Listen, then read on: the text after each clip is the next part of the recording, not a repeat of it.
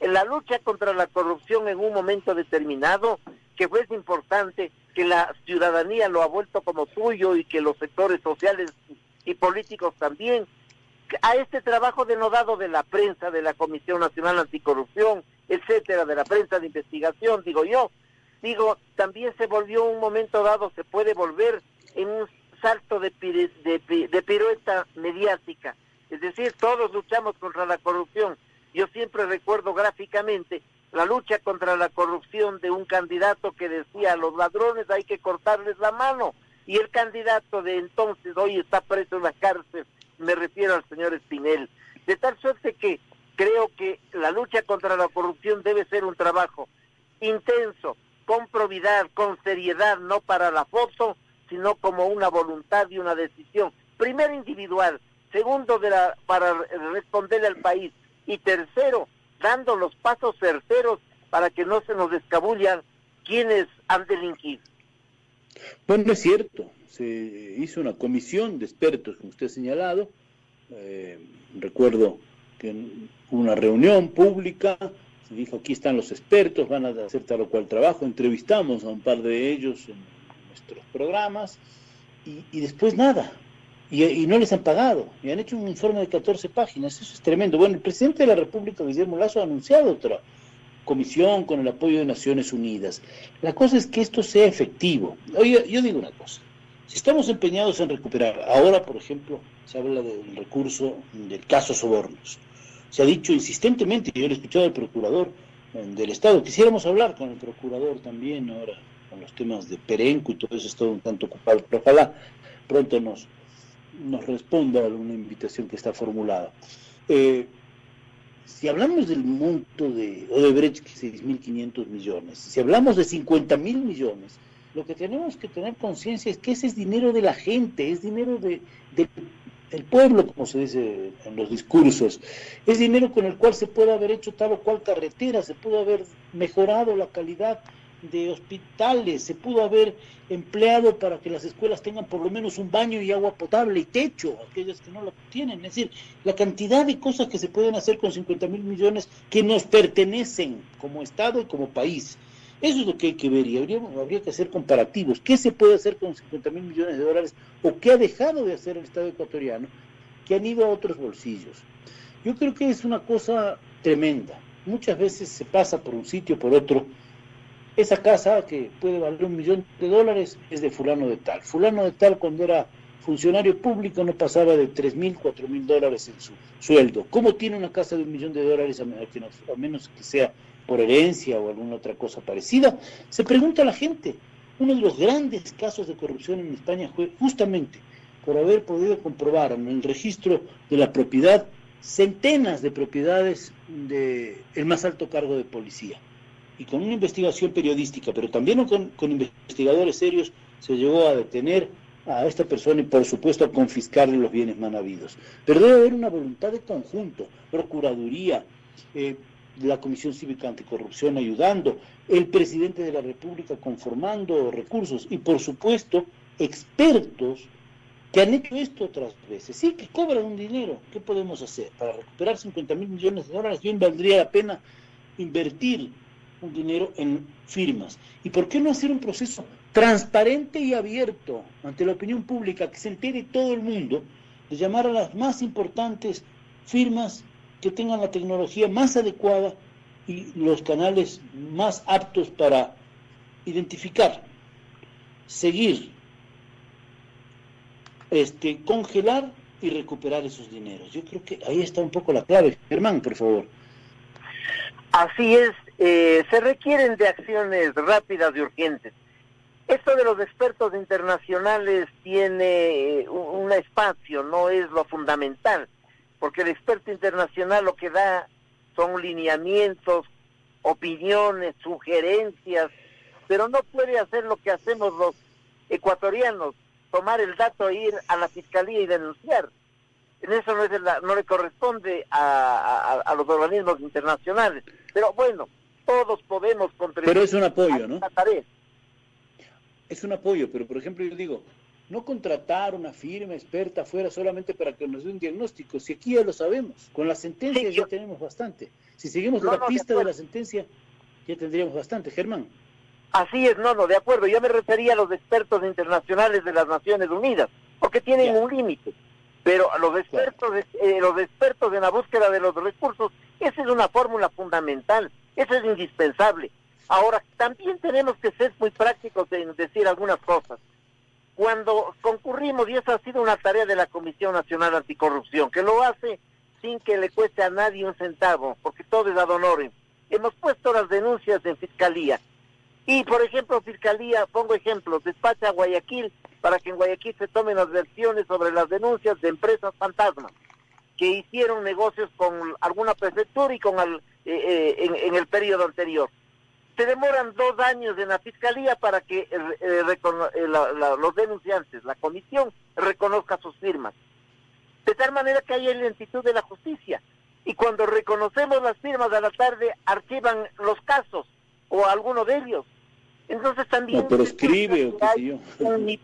Hay un nivel de injerencia, de presencia de algunos sectores de la corrupción en algunas esferas del sector público. Eso es evidente.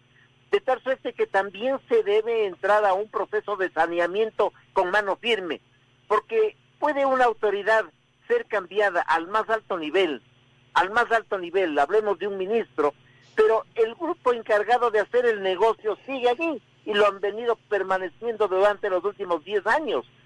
Esto para hablar de cualquier ministerio, para no particularizar. Entonces son tareas múltiples las que hay que desarrollar. La Comisión Nacional Anticorrupción ha propuesto en aquello un sistema nacional anticorrupción, es decir, que no sean fuegos artificiales aislados, sino que sea un proceso sinérgico para que en diversos lugares se provoquen cambios fundamentales, desde un presupuesto más alto para destinar fiscales y jueces anticorrupción exclusivamente dedicados a aquello, desde luego para generar un proceso de eje transversal en la formación de los jóvenes, porque es un tema también de ética y de formación individual, porque es fundamental llegar desde la formación regular a la informal, por decirlo de otra forma. Me parece que es indispensable generar una ley que también provoque la protección al denunciante. Nosotros recibimos denuncias, pero hay gente que no contribuye de manera adecuada porque tiene temor, y eso es evidente. Esto de la protección al denunciante se lo ha hecho ya en varios países, y me parece que también hay que construir una educación nacional y social que llegue a los puntos que en otros lugares ha ocurrido.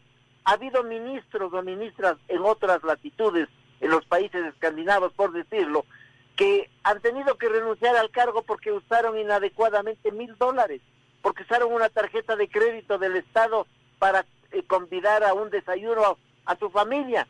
De tal manera sí, este es un caso reciente, ¿sí? Así es. ¿Verdad?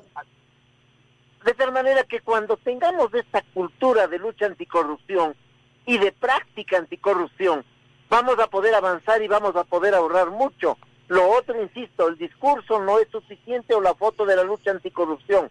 Cuidado, hagamos de la lucha anticorrupción una especie de elemento adicional en la práctica de la política mediática y nada más. Esa es una preocupación. Bien. Y desde luego las autoridades que tienen que intervenir para recaudar, y con esa termina esta idea, $50,000 millones significan casi un presupuesto del Estado, y no estaríamos en la angustia económica que vivimos ahora, para señalar un eje comparativo. Es decir, es el déficit fiscal de 5 años, más o menos.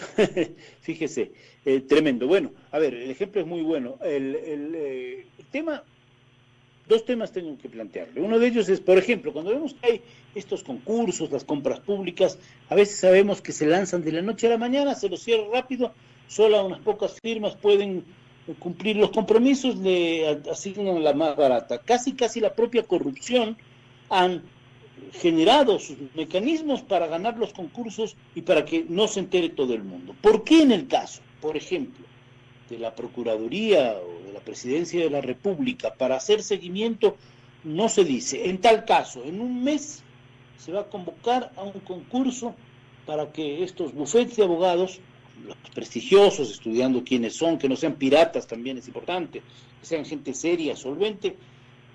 El número de firmas que quieran, vengan y recuperen, por ejemplo, el dinero de Odebrecht, por ejemplo, el dinero de sobornos, por ejemplo, y aquí está. Y entonces tenemos un mes para conocer transparentemente en todo el país quiénes son los bufetes de abogados que se comprometen, cuánto nos va a costar como Estado, qué tiempo se tardarán en hacer el seguimiento, identificación y repatriación de aquellos capitales, porque si no, también se vuelve una historia de toda la vida.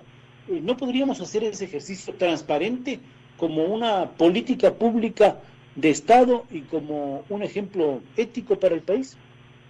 Desde luego que sí, Gonzalo. Yo creo que esto le corresponde, esto sí puede hacerlo el propio Ejecutivo, es decir, dar pasos inmediatos, estableciéndose lo que en el campo internacional se hace.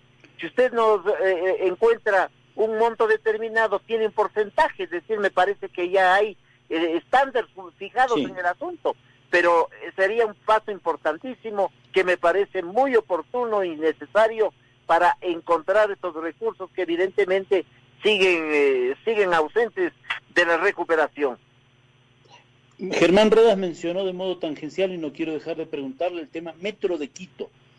Se han encontrado cosas, hay un informe de la veeduría, se acaba de presentar el segundo informe mensual de la veeduría, incluso ayer hubo un debate público para explicar en qué consiste, y se ven una serie de temas que tienen que ver con el cumplimiento de la obra, con los plazos que no se van a cumplir, sin una serie de cosas que aquí nos han dicho 10 veces, está todo listo, el tren ya mismo, el tren arranca mañana, que en enero, que en febrero, que en marzo, estamos en junio y nada. Y por lo visto, según ese informe de la veeduría, ayer estábamos entrevistando al señor Dávalos, que es el portavoz de la veeduría, y ayer hubo un foro importante también, no va a estar el metro rápidamente. ¿Qué dice la Comisión Anticorrupción? Una de las cosas que le pedimos al alcalde del Grillete, fue decirle precisamente esto. La comisión le pide que nos entregue la información sobre el tema de del metro, lo que ha ocurrido. Hay una información general que la tenemos. Jamás se preocuparon de darnos esa información. Le insistimos a través de Quito Honesto, jamás nos entregaron esa información. De tal suerte que no ha habido un proceso de auditoría de la administración anterior.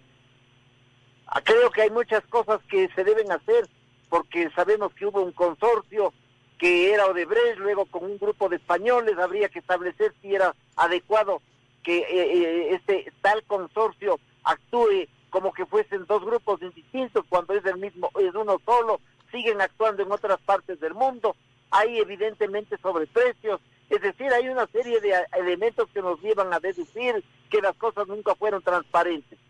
Solo para hablar del tema del metro, pero Odebrecht ha hecho todas las hidroeléctricas en el país. Cuando fue supuestamente expulsada por el señor Correa, retornó con la obra emblemática de ellos, del retorno, que se llamó el Manduriaco. Y en Manduriaco, que fue nuestra primera denuncia, hicieron un sobreprecio enorme, equivalente al 82%. Y entonces le hicieron pagar $20 millones de multa por su mal comportamiento, pero le permitieron un atraco de varios millones en Manduriaco, con lo cual se resarció ese pago y quedó el vuelto para que aquellos que lo trajeron queden con sus bolsillos llenos. Me parece que ese es un tema fundamental.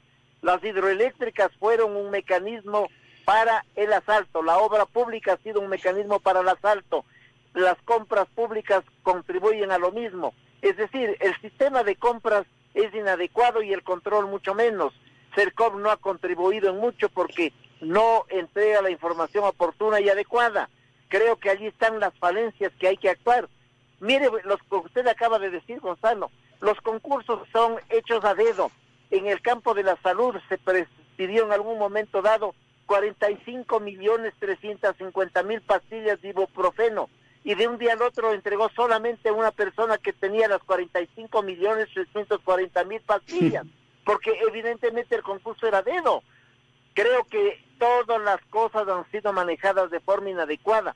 En los hospitales se pagan vía convenios de pago, los hospitales del IES vía convenio de pago. En los hospitales de Guayaquil, 250 pagos mediante convenios de pago, cuando el convenio de pago es una instancia última en un momento indispensable del manejo de la economía de un hospital.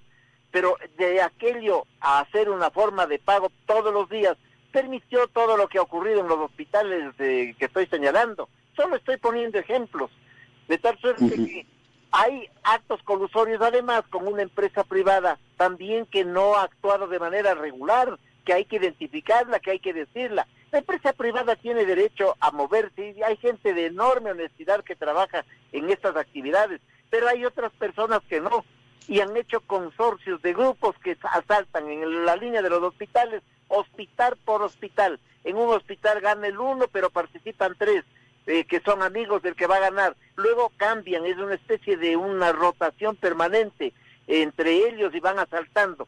Cambian los ministros, sí, pero no están informados del tema, porque la burocracia, que es un grupo pequeño que está dedicado a esto, se mantienen allí bajo el concepto de que son funcionarios de carrera. Y con un funcionario de carrera que distorsione la realidad, que pase la información al vendedor, que se ponga de acuerdo con el proveedor de insumos, se acaba el manejo de probidad que pudiese tener la buena intención, un máximo delictivo de una institución. Hay un sistema horizontal que evidentemente nos demuestra que en sectores públicos hay evidentemente una red de asalto al país. Y esto es lo que hay que frenar también ya casa adentro, más allá de la búsqueda de los recursos. Son dos líneas, recursos que hay que traerlos y una acción dentro del Estado para impedir que se sigan llevando los recursos. El doctor Germán Rodas, presidente de la Comisión Cívica Anticorrupción. Gracias por estar en Radio Quito, Ecuador Radio Platinum FM. Buen día. Buenos días, gracias Gonzalo, un saludo cordial.